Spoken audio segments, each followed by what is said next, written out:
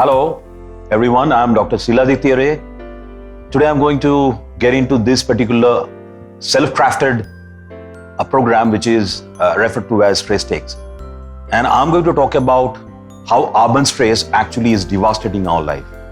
It goes without saying that urban stress actually is on the rise, and there are various reasons for that. But let me share a couple of my experiences.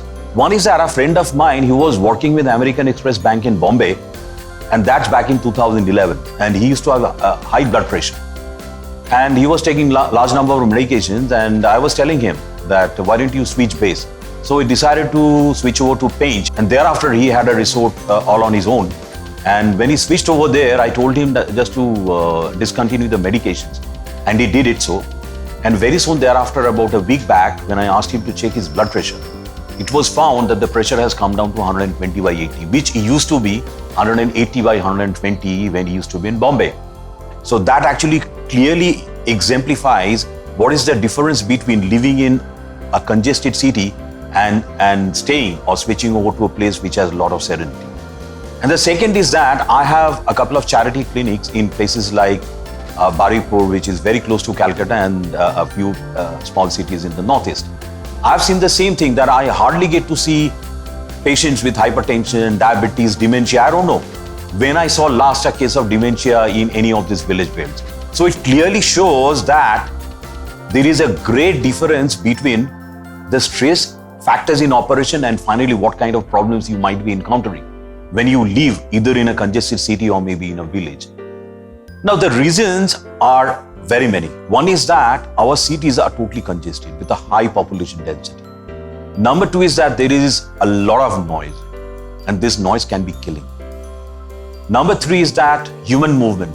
If you go out into the street, you are going to see hundreds of people are moving around, hundreds of cars actually jostling past. So these can act as stresses. And another factor is that the daily living chores are extremely pressurizing if you happen to live in congested cities. Because either you have to look for a worker who is going to give you the helping hand. There are very many things you need to do on a daily basis. So if that be the case, you can clearly understand that what kind of pressure or the appendage of pressure that can be acting on your shoulder. So these are the reasons broadly, and more importantly, because of this urban stress, everybody in the family or inside the city, they are in tented rooms. The tempers are frayed, the relationships goes for a toss. All the people are actually having mood swings, irritability, anger outbursts if you happen to be in any city road. The reason is this, that this is an invisible stressor for you. It acts behind your back. So living in a city, that itself poses a major threat to your life. So what is the way out? The first fact is that it is beyond your control again. So I think I'm very sure that you have already got a particular thing in your head, that the various aspects in stress which are actually largely beyond your control. But the thing which is in your control is that what are the things you can do in your life, or how to use the seizures to cut down on those elements of stress which are working on your mind or working in your life. So things which are beyond your control, don't do anything about it. Change your attitude, change your lifestyle, change your eating patterns. These are the things which are going to help in the long run in order to come down to a particular shape.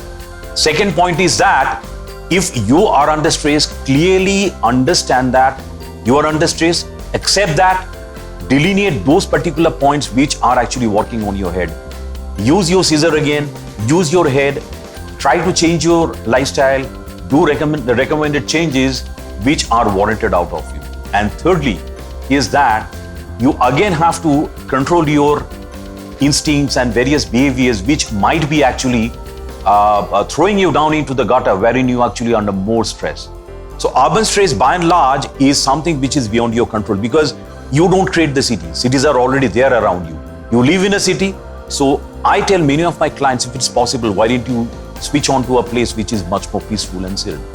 And I know many of my clients have done so, just like the friend of mine I have mentioned right at the outset of my speech. So if you have the choice and the ability, just change your place. But mind you, before that, get your homework right, get into the right mental preparedness, only then you do it. Otherwise, you'll have to make do with whatever that is there in the city. So if that be the case, again, it's something you have to absorb your stress around you. If you can buffer the stress, you're better off. Otherwise, you'll be seeing stars.